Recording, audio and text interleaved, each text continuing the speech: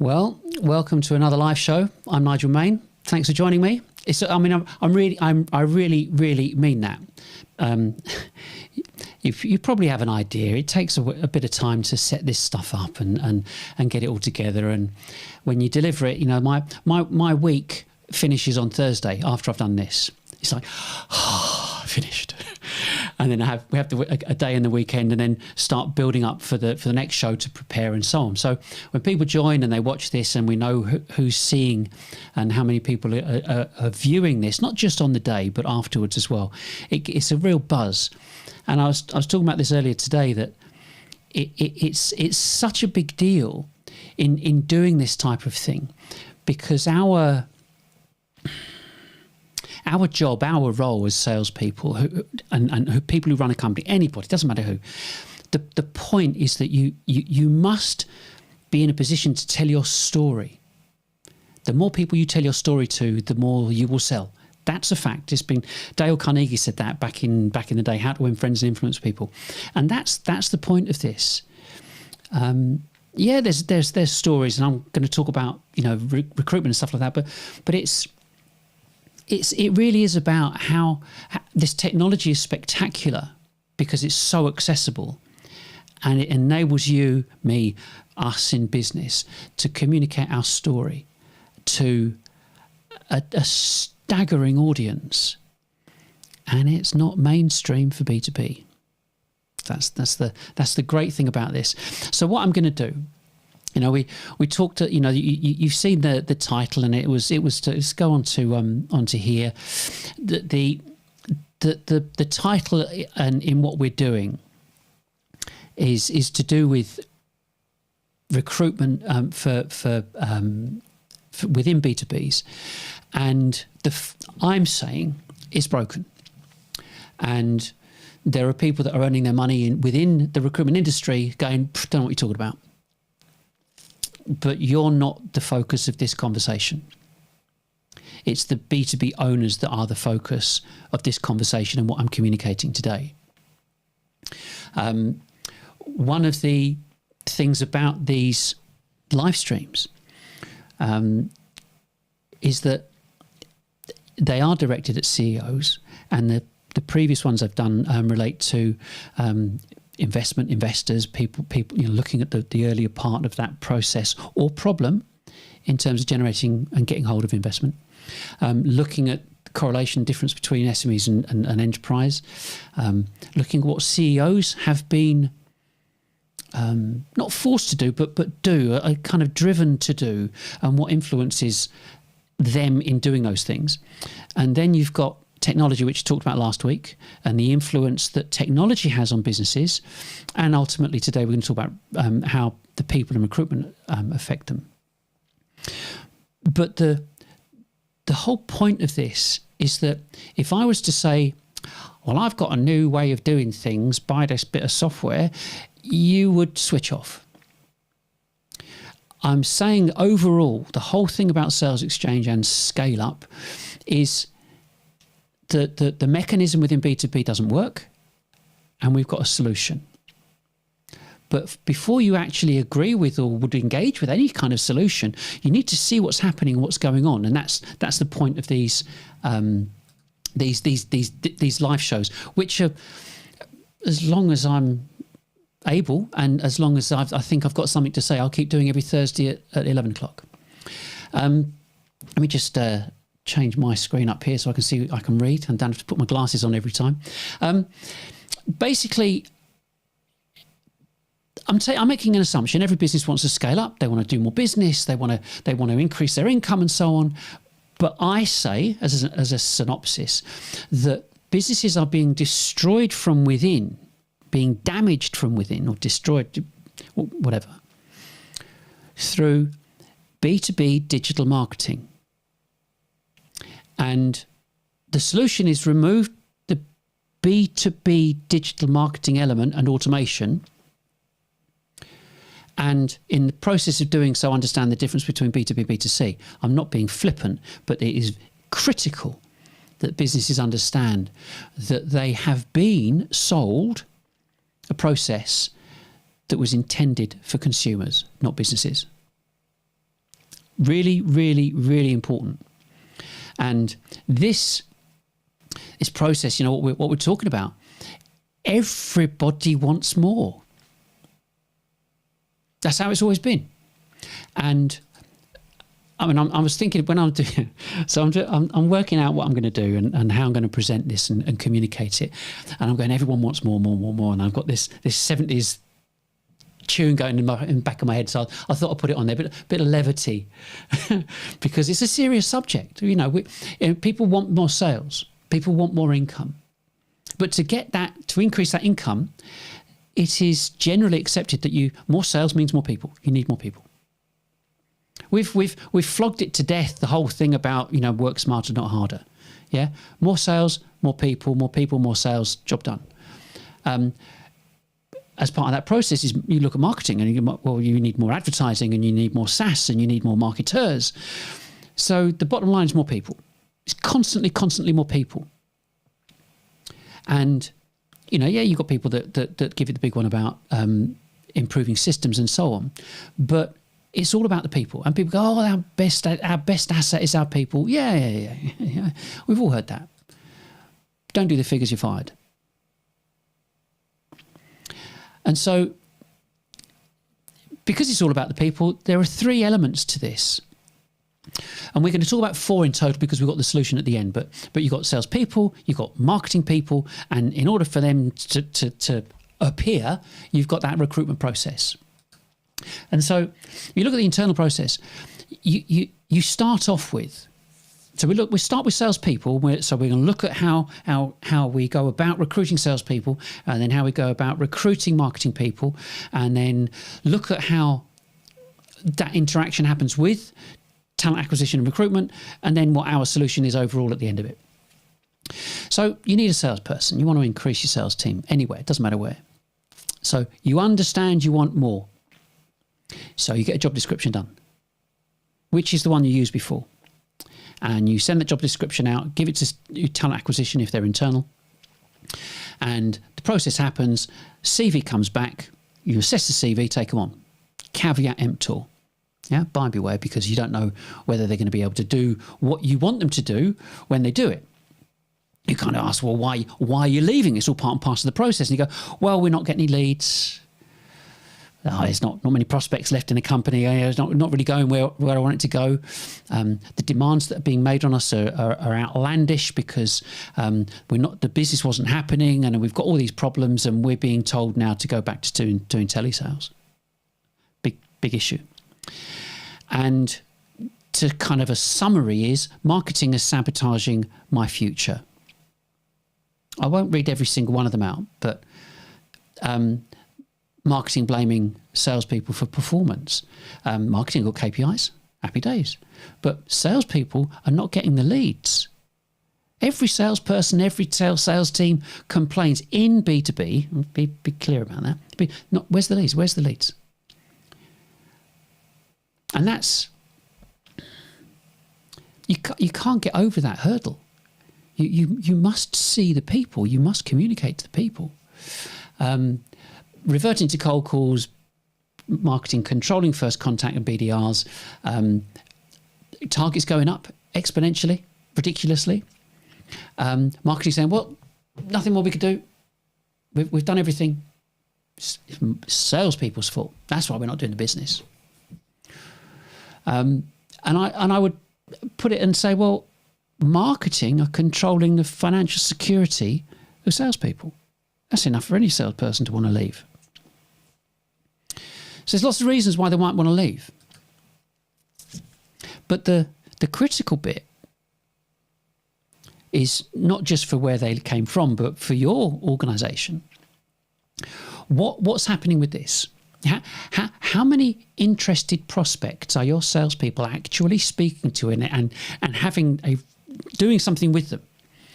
How long is the conversation for? And I put that up there because I've spoken to BDRs who were absolutely bouncing because they spoke to someone for a minute. How many initial Zoom calls are they doing? Or Teams or whatever. But how many are actually happening every week? seeing the whites of the prospect's eyes. It's critical. And how many presentation, demonstration and deals are actually coming in every week from everybody? Because it's all numbers, isn't it? So if it's a struggle to answer all of these, there's a reason. This is. I'll just make a point here. This picture was my effort within AI to come up with kind of core intrigue, backbiting, and slander, and all that kind of stuff. Because salespeople can prove their performance because you say, right, well, give us your information, give us your pay slips, give us your rewards. Let's have a look. Easy. But after their decades of experience, they're being reduced back to telesales because they're not getting the leads. And they're being maligned by marketing. We've never sold ever. They don't sell. And it's critical, the last two bullets, the critical. Buyers hate filling out forms. They want to self-serve. And you and I, as buyers, as owners, we will define an ROI before we do anything. But this has been fact going back to 2012, 2013, 2014, when this research first came out. And coupled with all of that, all this information, the quality and type and availability of content is so poor that when people look at websites and look at information and content, they go, I can't be bothered to see, I don't want to see a salesperson. So this is like a double whammy because the leads are not there, but the content's not good enough. It's all scant blog type information, and we've talked about that in previous live streams, which I recorded. You can go back and look at them. And so the quality and depth of the content's not there, so people can't learn. So they're not interested. So then we move on to marketing. So you want to replace your marketer. And the people are kind of stunned by this. The average tenure of a marketer, CMO, senior marketer, is between 9 and 18 months. Yeah. You've heard of Seth Godin, marketing person. I'd already written it, and he'd said it on a show that it was the same in the UK as it was in the US, that marketers would join a business and only last about 18 months before they moved on. And so, and why is that? Well, it takes 3 months. You take them on board, 3 months to get their feet under the desk, come up with a plan, 12 months to execute it, 3 months to find a job, they're gone.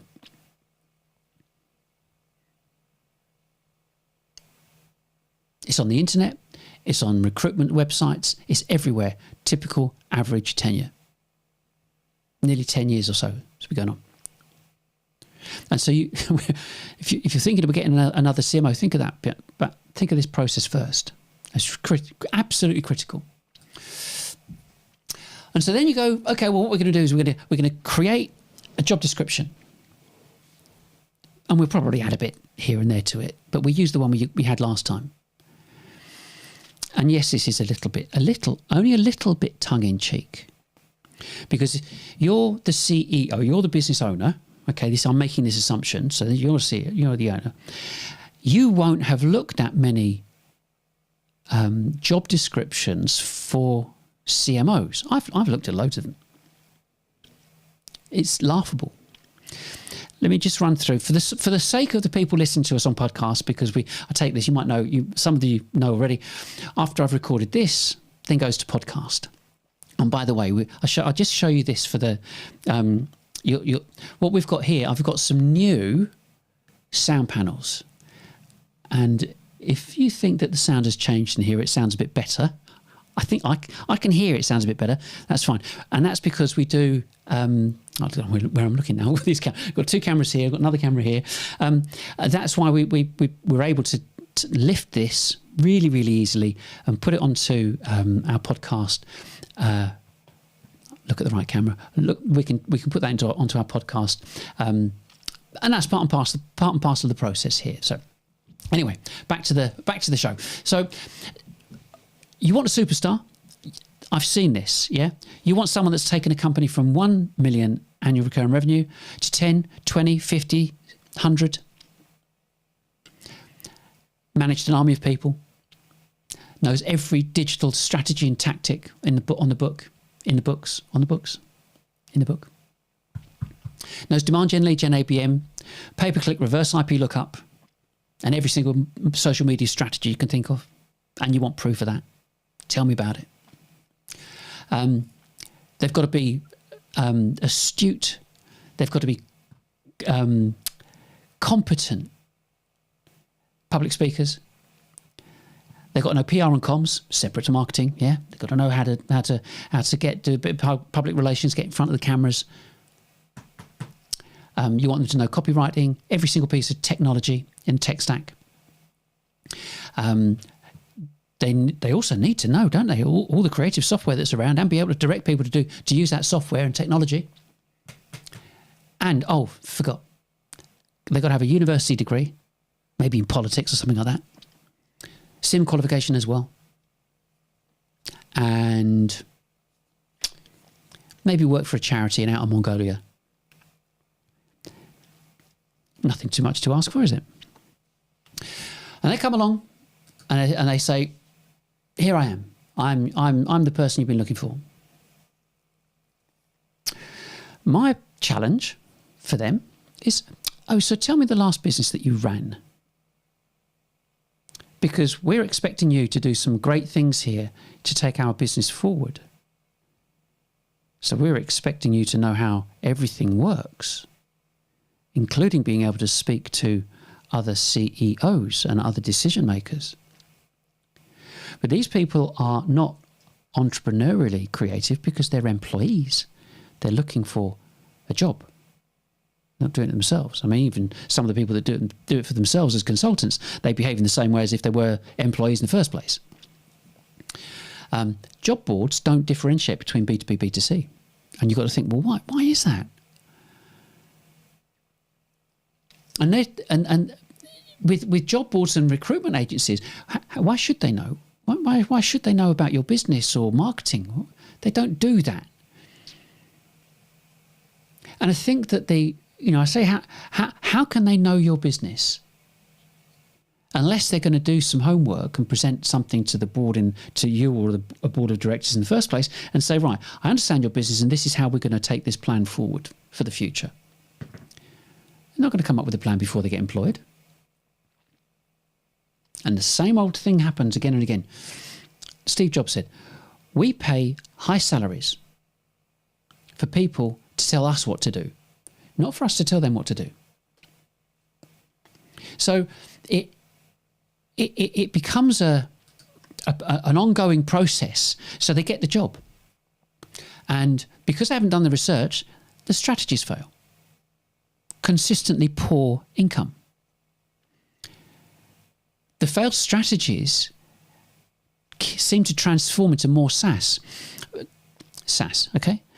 There are 30,000 SaaS platforms in the world, give or take. Half of them are marketing. A study recently was done.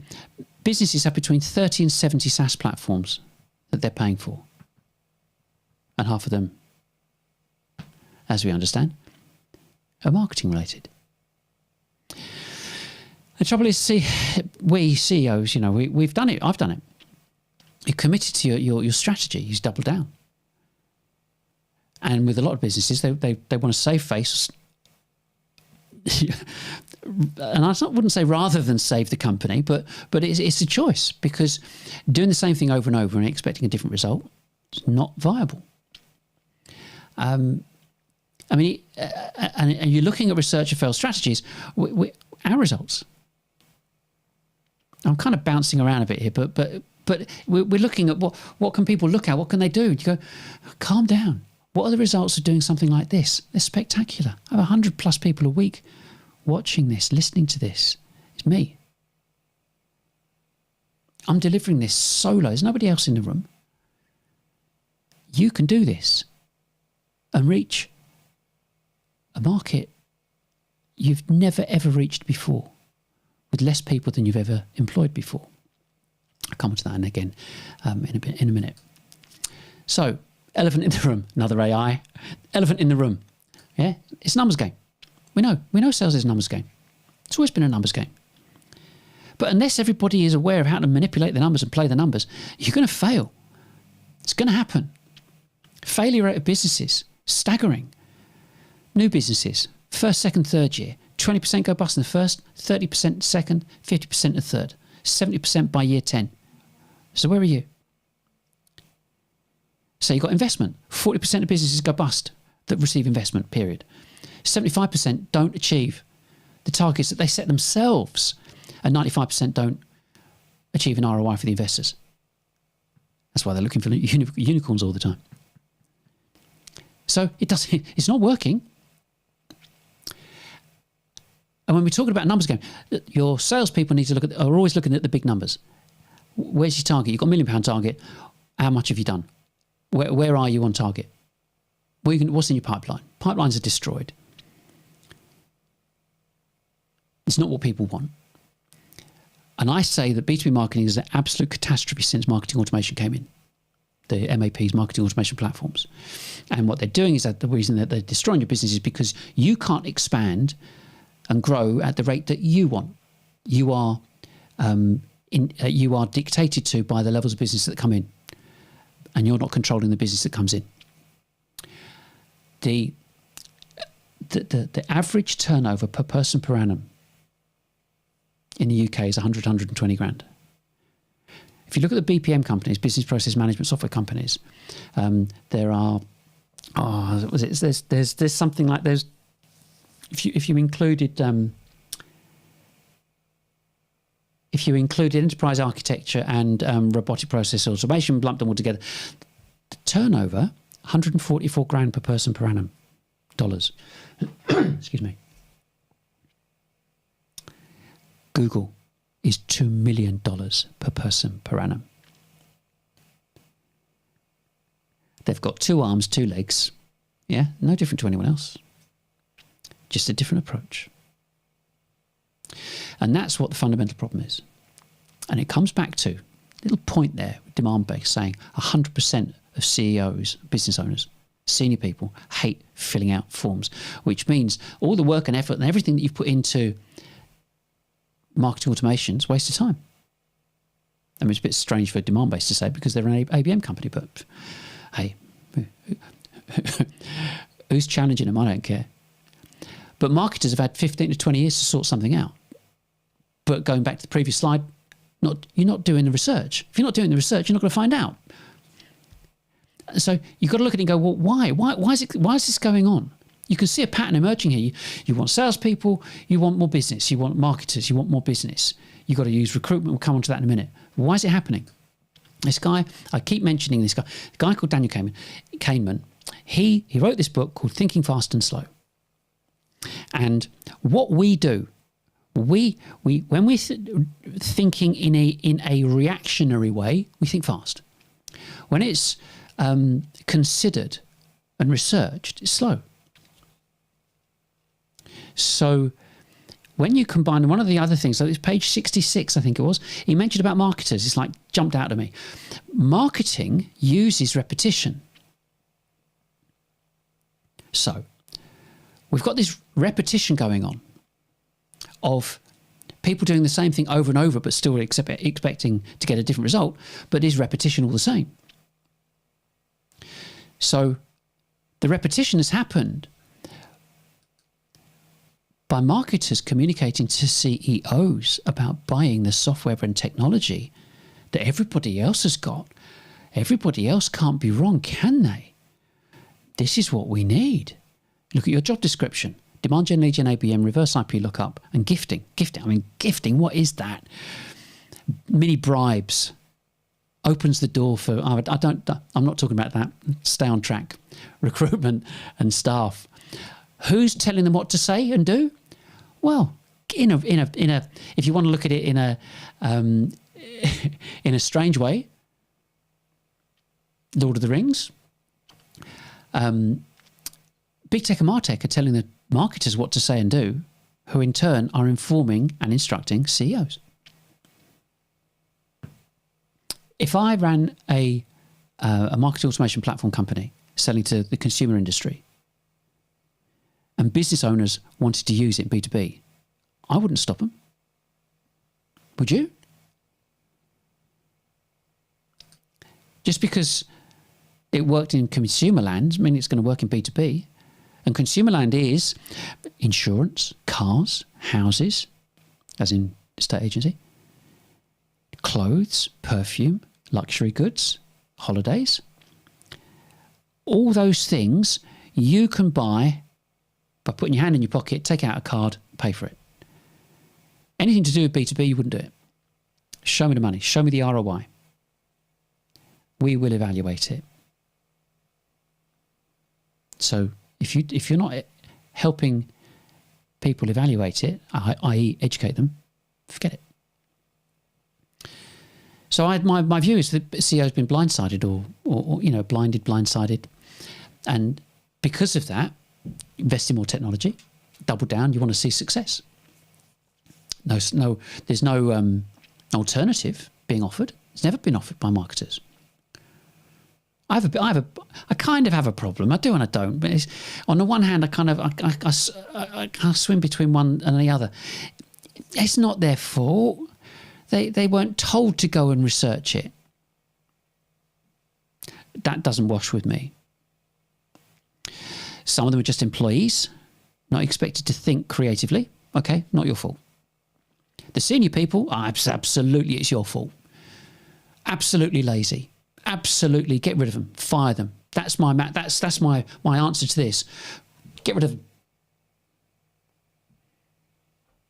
You know, I'm deadly serious. Get rid of them. They're a waste of time, effort, and money and space. Take people on that want to expose your business to the most amount of people that you have ever exposed them to, been exposed to. Yeah? That's why these people are damaging businesses from within. There's absolutely no excuse. And the reason there's no excuse is because of what exists here, what I'm communicating, what I have communicated, what's on our website, and everything else. It's really important. And the bottom line is that as a CEO, you will not go and change your career for the sake of working something out, finding something out, and become a CMO or a marketer. You're not going to do it. You own a company. You call the shots. You're not going to do his job, her job.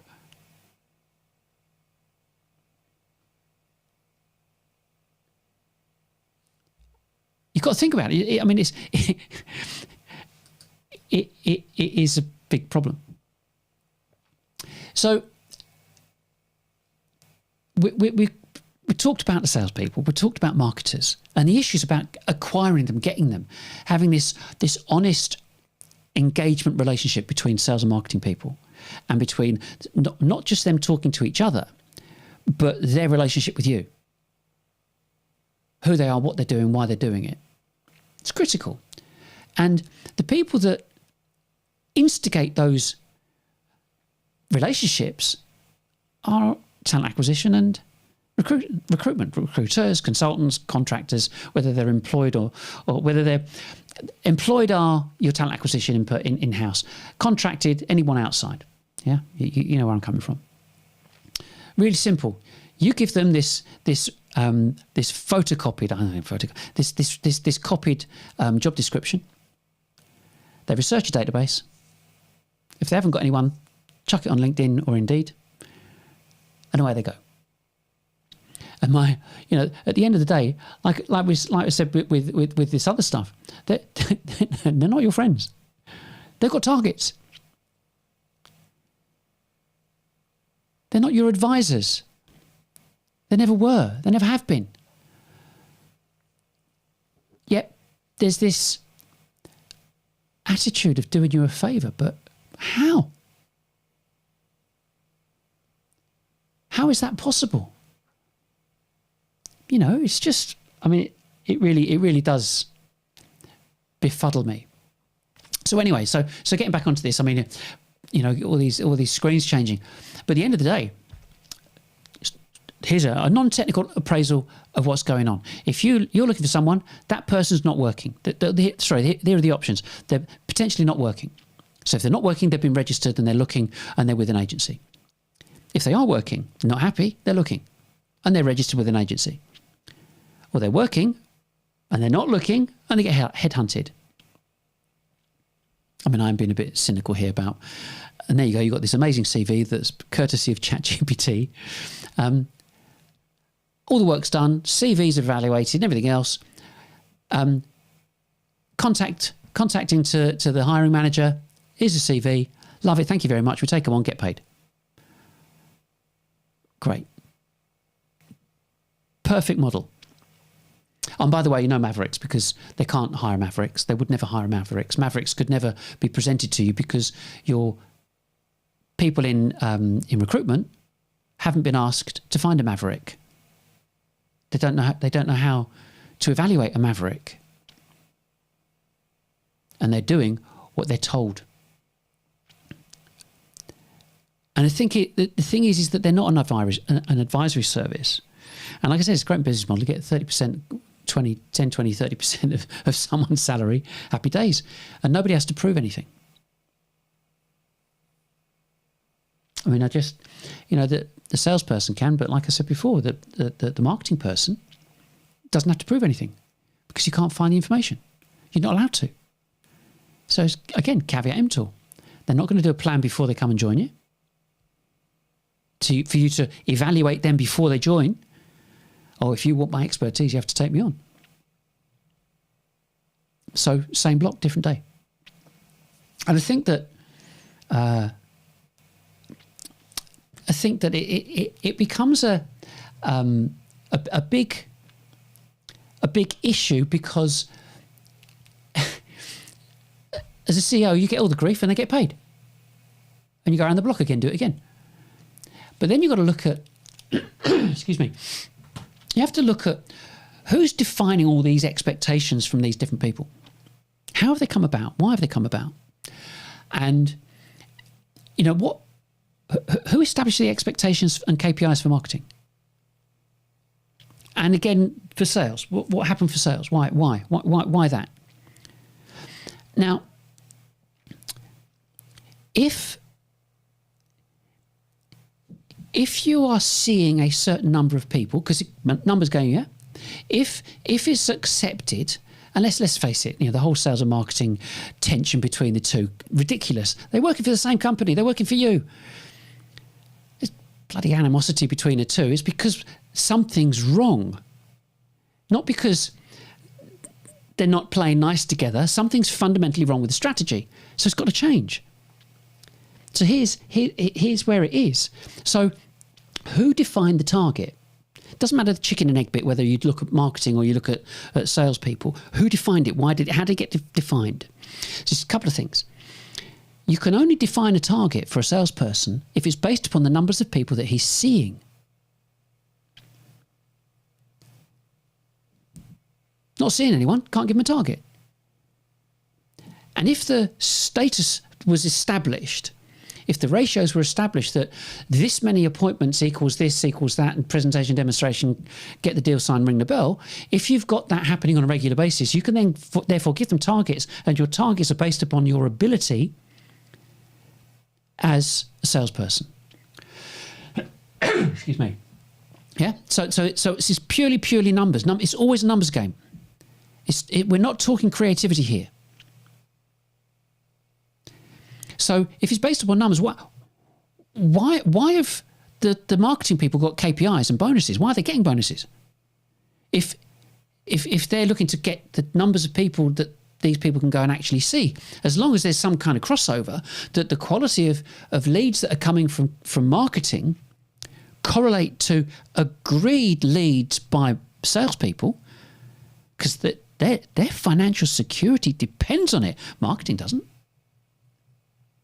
So is the target based upon the numbers that are being given to them, or is the target based upon the necessity of the business to sustain an income to keep the business going, to keep the lights on?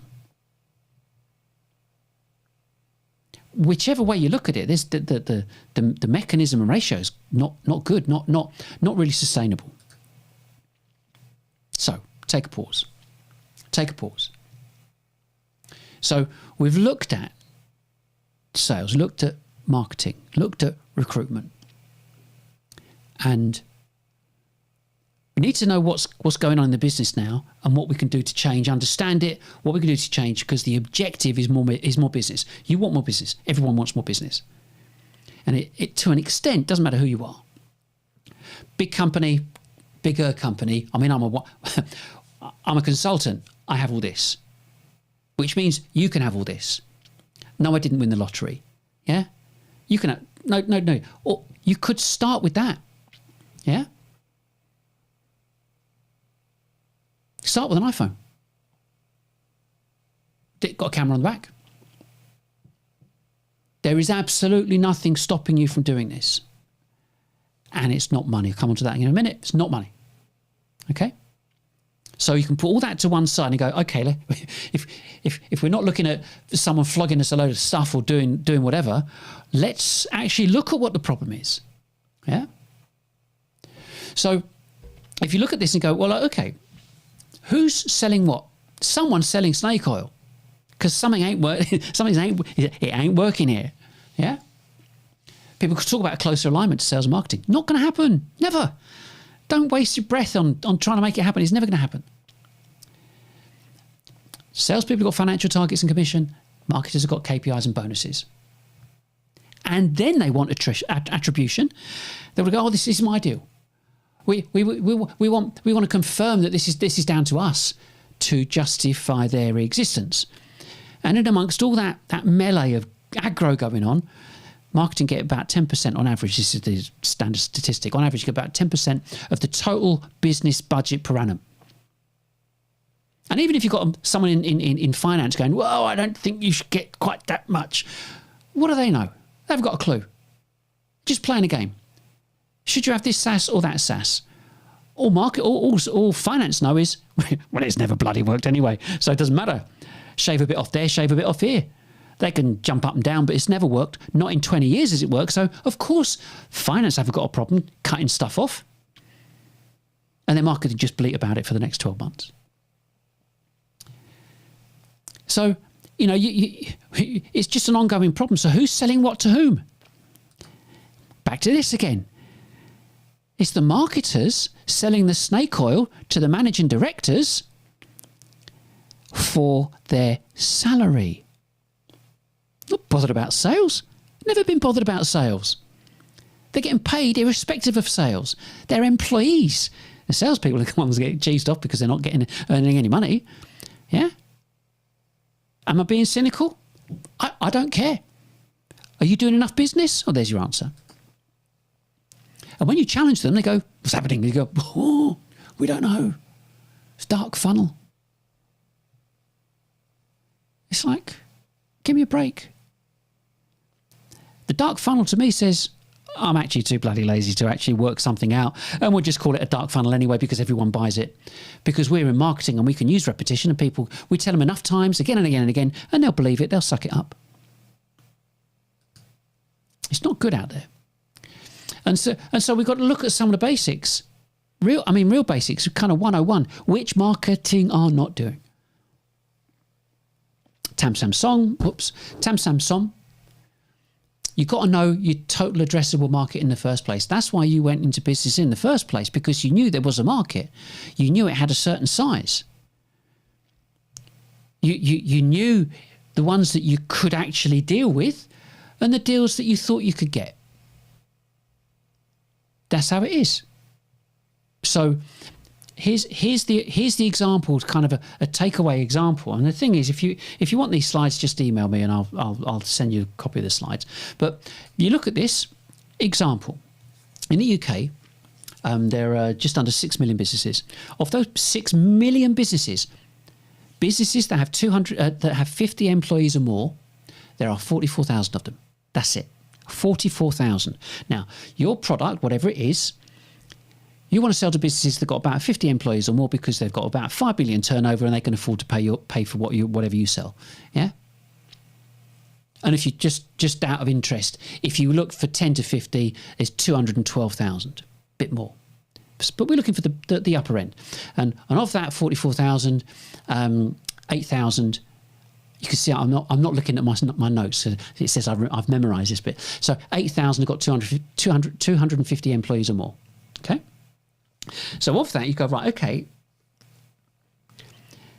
44,000 companies, quite a lot to actually manage per se. So you might not need or want to sell to all of those. That's just a company size. So say there were 10,000 you could sell to because of what your product does.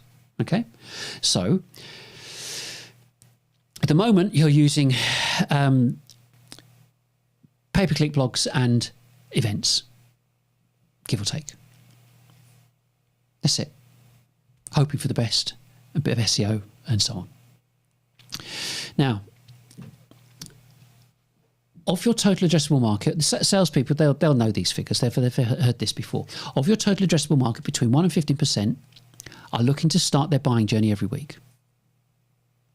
That means 100 to 1,500 businesses every week out of your 10,000 are looking to do something, looking to start getting involved with it every week. Now, telesales. Think about telesales and BDRs.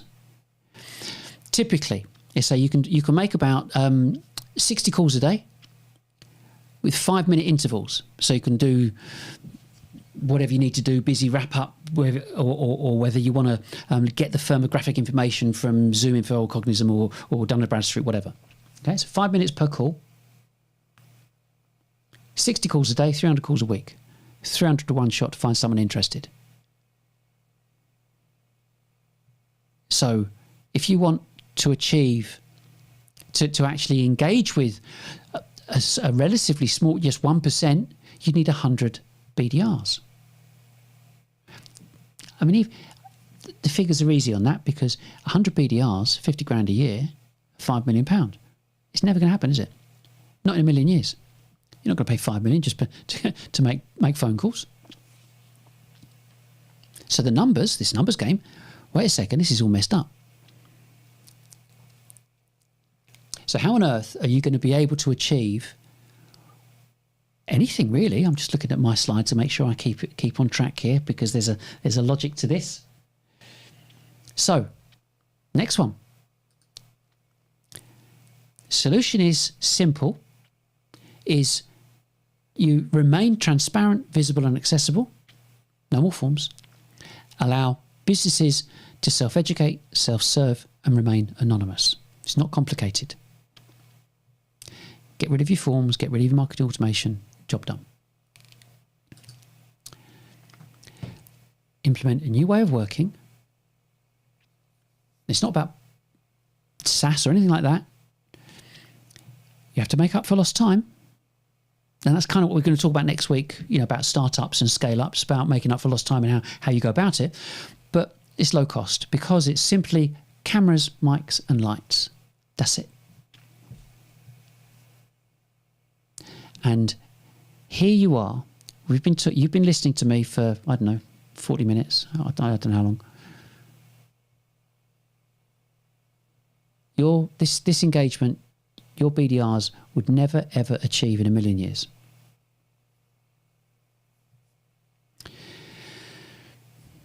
And all this is about producing content that your prospects want. So it's not about software, not about money. These are my notes somewhere. Not about software, not about money. It's self-driven because you drive this. No cost involved. And you can affect an immediate change.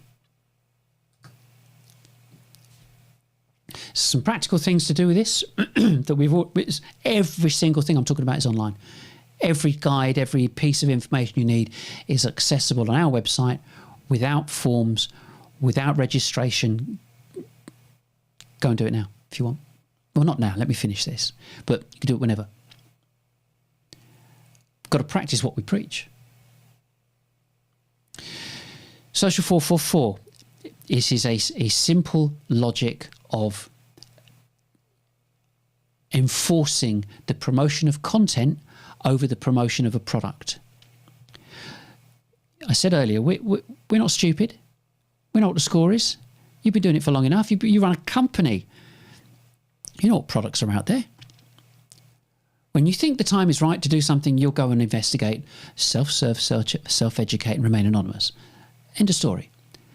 So what you need to find out really What you would be open to is someone promoting content that enables you to go and self-serve and self-educate.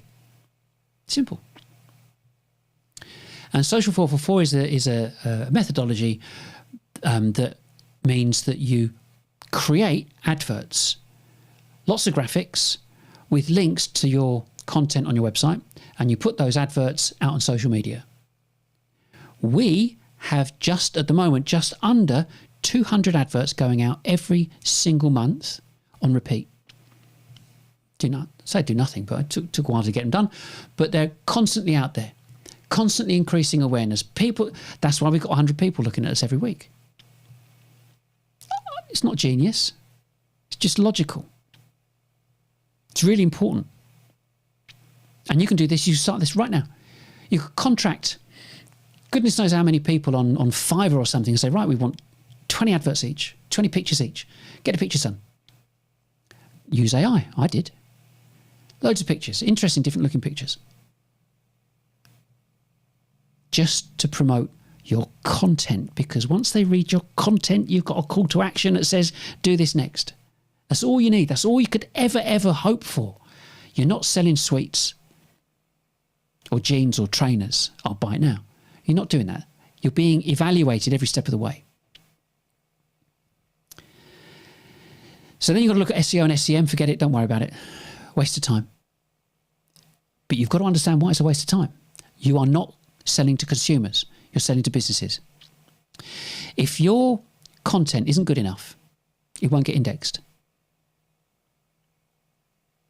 And your SEO, irrespective of what you're doing, it needs to be like 2,000 to 6,000 words and bullet lists, numbers list, indexes, graphics, infographics, videos. It's got to be a rich, deep, engaging piece of content.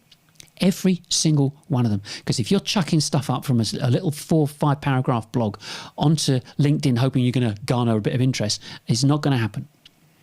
And Google won't index it because it's not good enough for their customers. Grasp this one. You write a piece of content, Google will evaluate it and read it and go, oh, it's okay. It's not really good enough. We've got better content than that. We have got better content than that, which means you don't get indexed. Why? Because everything that you see on Google search is designed and presented for Google's customers. They're not your customers yet. They never will be unless you get indexed. You might even be indexed and get de-indexed because better content comes along here. Why aren't we on there? And there's this constant rat race of producing content and producing more and more content because you're not getting traction and not getting anywhere on SEO. And these SEO companies are going, oh yeah, we need to do this, need to do that. But I just don't know why it happened. Why aren't we appearing on it? Oh, I have no idea. Oh, it could be the latest update, the really useful content update. You find out what people think about that. It's like our traffic's just fallen off the cliff. So what a waste of time and effort if you're relying on Google to support your business. Nonsense. And so if you're looking at that, pay-per-click as well, pay-per-click to landing pages, automation and everything else, what a waste. Because people have got to get to the pay-per-click advert, they get to your landing page and don't want to fill it out. 100%, demand base say 100% don't want to fill it out. So what's the point of marketing automation? It's nonsense. And of course, nobody's going to tell you this because everybody's making money out of it. Marketing are not going to tell you this. You go, because you're sitting there thinking, right, okay, that's why we're not making any money. That's why it's not coming in. And they go, no, Nigel's wrong. Really? Prove it. I'm all ears. Because they want to get paid next week, next month, and the month after, and the month after. They want to keep their jobs. I'm not going to tell you that it's not working. Nobody is. Sales say it doesn't work. Don't listen to them because of the repetition that comes in from marketing. And so we're saying it's really simple. Stream. Stream to your customers. All of them. Everywhere. All at once. Something you have never been able to do before. You've never done this before. I'm hazarding a guess, yeah? It's not something that's on your radar for B2B. So I'm sitting here, I'm kind of quite relaxed, and, you know, I know how this stuff works, put it together, get it all set up, make sure I do a little bit of rehearsal in the yes, everything's working. I press one button and I stream on Facebook, LinkedIn and YouTube at the same time. Now, I haven't got that many people. I've got like 7,500, 8,000 people following me. You as companies, you've got tens of thousands of people following you across your salespeople's contacts on LinkedIn and your company pages on LinkedIn and Facebook and so on. Instant audience. So, I mean, if you were going to do it, what would you do? Like, people say, well, where do we start? Where would we start? We go, right, okay, tell you what you do. It's really pretty straightforward. Sit down, get your team to sit down and work out a series of live streams. Well, what are we going to talk about? You ask the salespeople. The salespeople are the ones that are going to drive this, not marketing. Forget marketing for a minute. There's some bits and pieces they can do, but they're not important when it comes to this. So your salespeople come up with some ideas. And by the way, I've got all this online. Look at last week's. There's a whole list of things of ideas, like 30, 40 ideas of different show segments, and you only want 3 show segments per show. Speak to customers, talk about kit, talk about deals, talk about new updates, loads. Just the list goes on and on and on.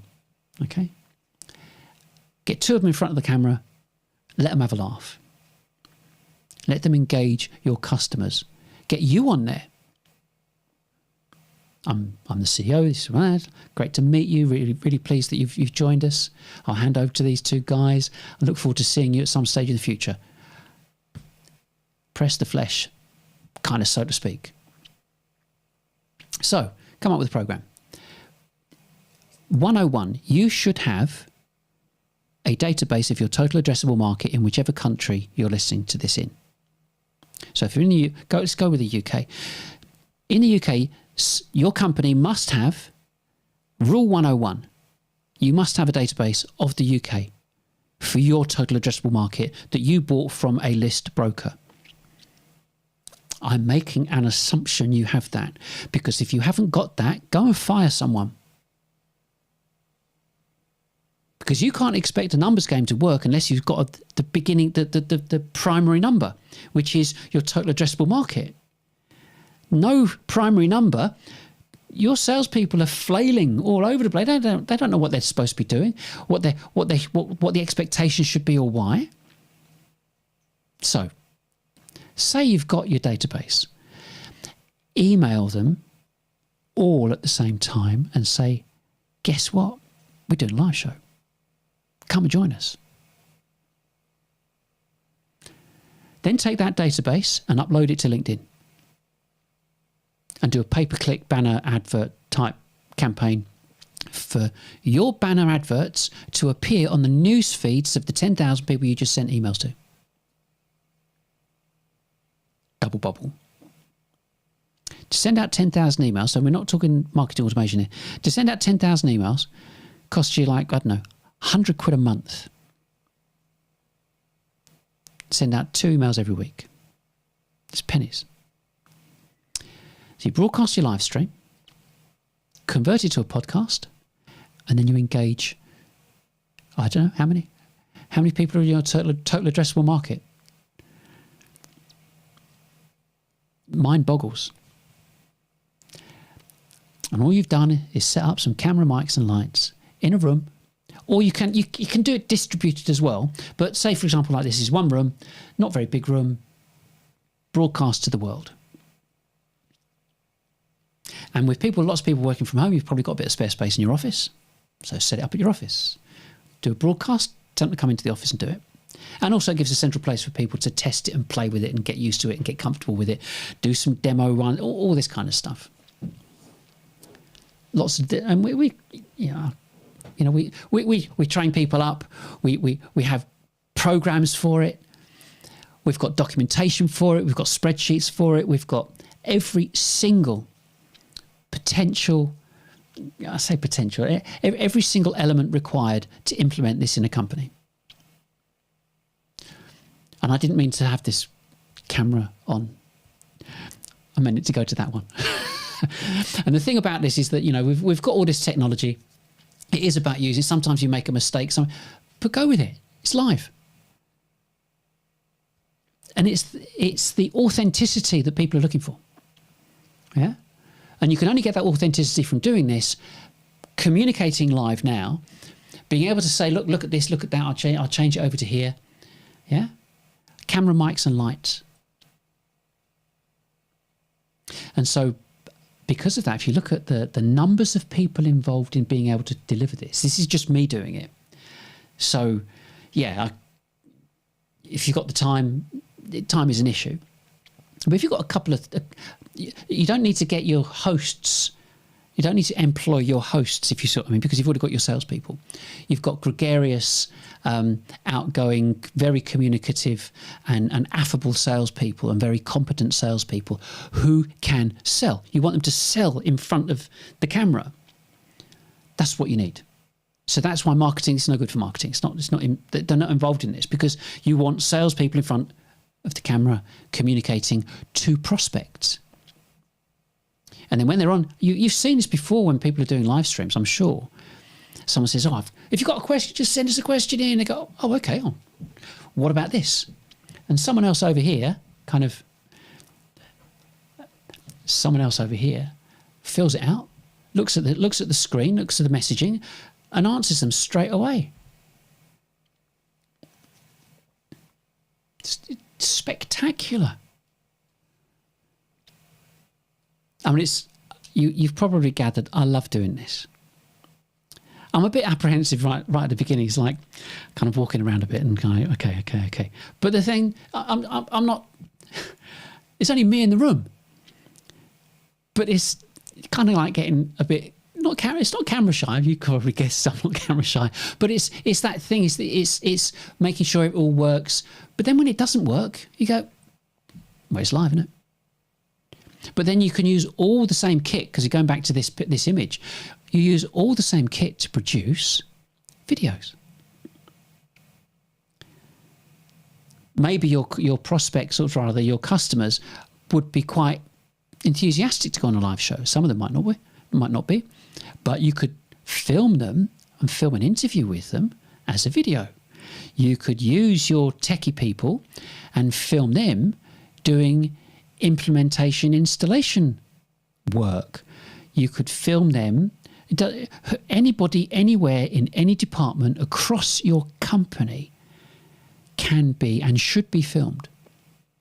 For every single potential touch point, if it's digital and filmed live or recorded, means that you are truly open 24/7 around the world. Anybody can find out, look at, learn, and engage with you in their time, wherever they are, without any restrictions whatsoever. Nothing, absolutely nothing can beat this. I've employed 40 salespeople at one point. Hated every minute of it. People are out there that for some unbeknown reason to me, enjoy managing hundreds of people. I have no idea where that comes from. That's not for me. But I've done it. I've gone as far as I wanted to go. Didn't like it. Because I could say I am entrepreneurially creative. So I've created this and a methodology and infrastructure which you can look at and pull apart. It's all done. It's all available. And that's what I want for you. Because I know about stress and grief and aggro, life, death. Been there. I've got more t-shirts and hospital gowns than I would want anybody to ever have. So I've got the t-shirts. And so when it comes to, there's a burning question. There's always a burning question. It's like, how long is it going to take? If we do this, see, there's a typical one. Yeah, there's a typical one. I pressed the wrong button. How long is it going to take? And this is the most important information for sales and marketing and businesses to grasp. Back in 1997, and I should have put it on here, but I forgot. I'll do it next week. There was a doctor in 1997 that came up with an analysis and some research that said that in order to become familiar with a customer, with a potential customer, you needed to appear in front of them 7 to 10 times. However, this is 1997, 1 in 3 messages get through because of spam, holidays, loo, meetings, didn't see it, whatever. 1 in 3 get through. So it meant back in 1997, you needed 30 messages to be produced and sent out on a regular basis for them to see you, to recognise, and for you to become familiar to them. Familiar, not prospects, not customers, familiar. Now, 25 years later,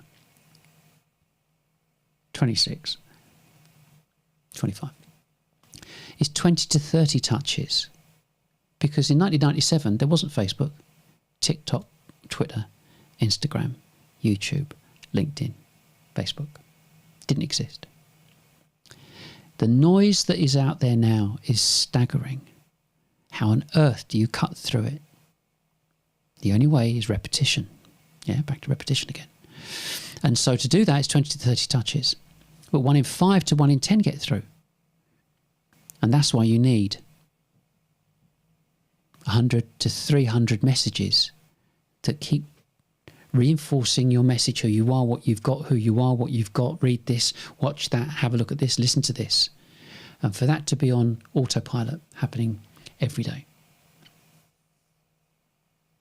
And so, and that's the reality of it. And the reason we've got these logos at the bottom is that your competition isn't the companies that you know in your particular area of expertise. Your competition are luxury brands. You know, you're looking at you know that your prospects, your potential market are looking at their news feed, and they're flicking through it. They've got their phone and they're doing what they're doing, and they're just going through it and so on. And it's like, okay, Adidas come up with a great advert. Red Bull, Gymshark, Yves Saint Laurent, whoever, brilliant, amazing. Thousands of pounds, tens, hundreds of thousands of pounds spent on the adverts. That's your competition.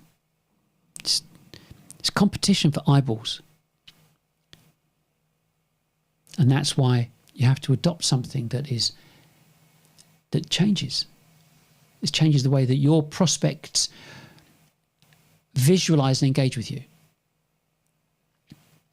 And the thing about this, because I mean, this can work in your favour. Don't think about this. Your marketers have been so lazy and more concerned and concentrating on getting paid every month than they have been about researching the markets to get a better way of doing things. Yeah. So every single company is doing the same thing. Every single one of your competitors are doing exactly the same thing.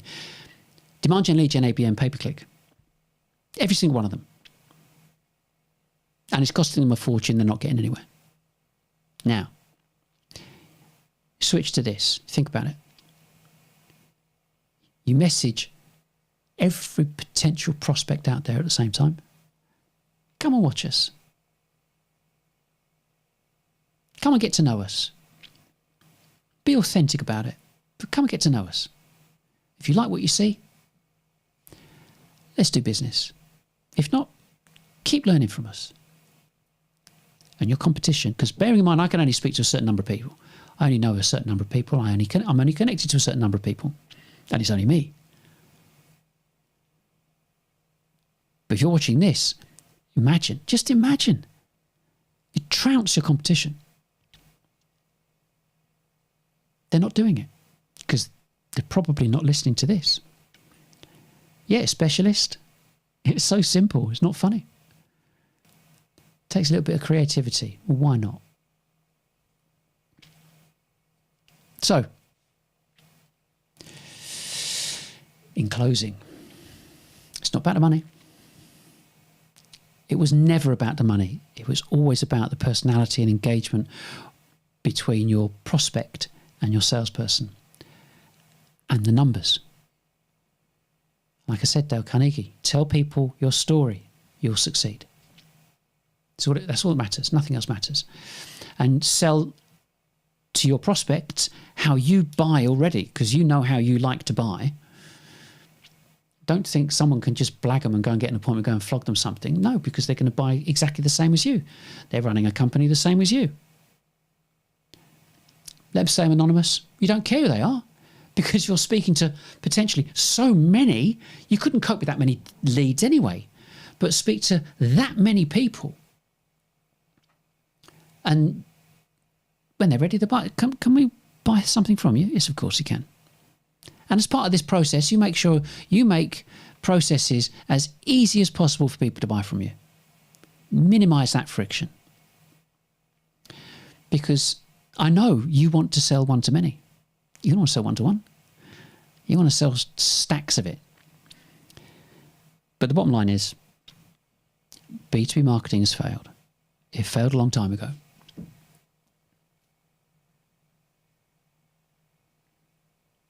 And it's all about your salespeople. It's all about their ability to communicate how great your product is, how great your organisation is to a massive audience. That's what you want. I just looked at that bottom thing. It says, the future is still bright. The future is bright. Remember, the future's bright, the future's orange? Anyway, that was by the by. An old advert. But that's it. That's it from me. Next week is we're going to talk about startups and scale-ups. And the last bit there, it says, the sins you don't know you're committing, which was a ChatGPT title that I thought I'd keep. So anyway, that's it. I mean, at the end of the day,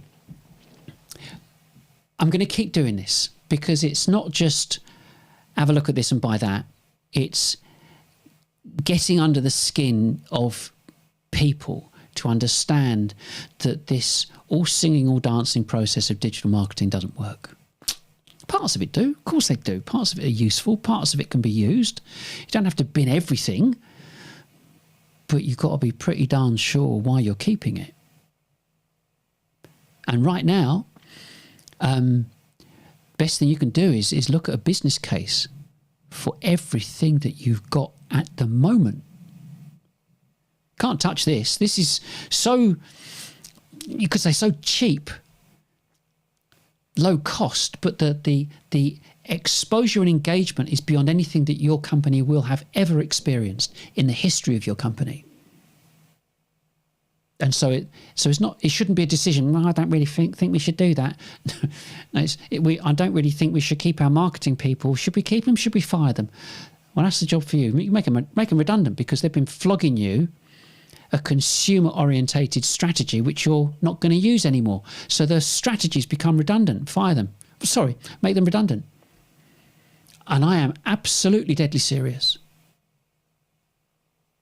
But that's a really serious note to finish on. Finish on a good note. If you like this, interested in this, call me, have a chat. I could do this remotely, anywhere in the world.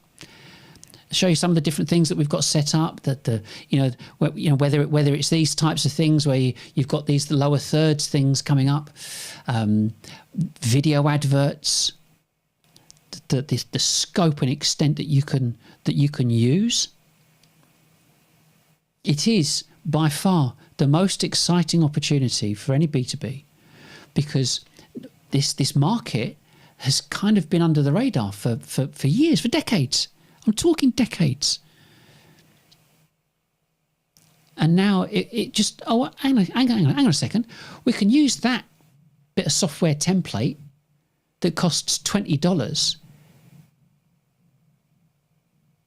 to do this, or use that to do that. How come all this stuff has been available? It's because the people in the TV industry and cable have been using it for decades, and it's no different. So that's it. So really, I hope a really positive note that the future is bright. Doesn't matter where you are at the moment. This can happen fairly quickly. Imagine you get your first show out, first live stream. Everybody enjoys it. And someone says, do you know what? It's exactly what I'm looking for, and calls you up and says, we'll have that. Now it gets back into being a bit like the new gold rush.